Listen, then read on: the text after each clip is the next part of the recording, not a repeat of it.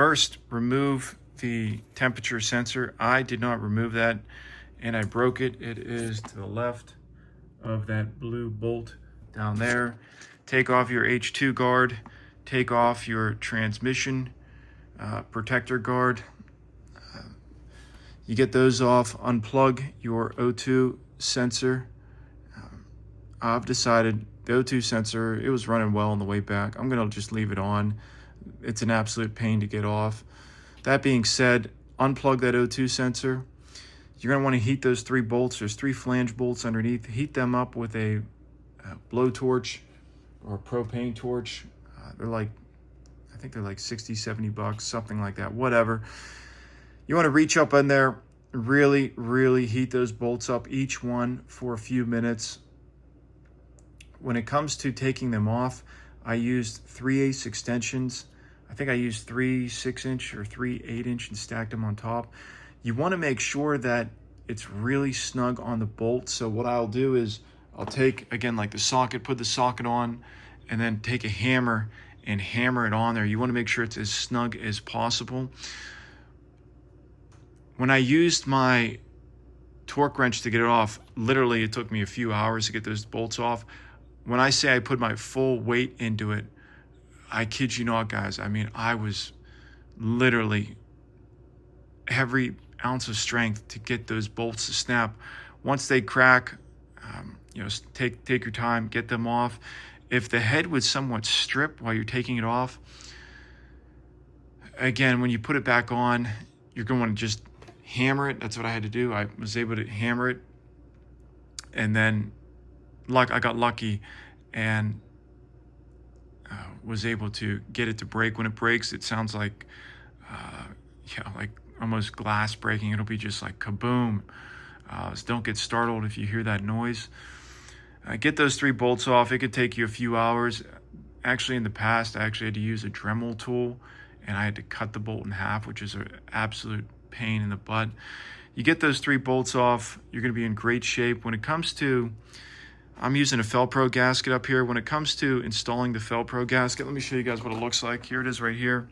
So you notice that hook there and hook there at the end. What I'm doing is get that bolt in on the left first, and you want to be working from the standing position on the driver's side. You don't want to be sitting up there. This is really, really tough work, guys. Put the bolt in one of those center holes just to help you with alignment on the end hole. Next, what I will be doing is removing that center blue, and then I'll be setting this on. Trust me, I made the mistake of putting this on. I'm like, oh wait, it doesn't fit. So you can see manifold side down.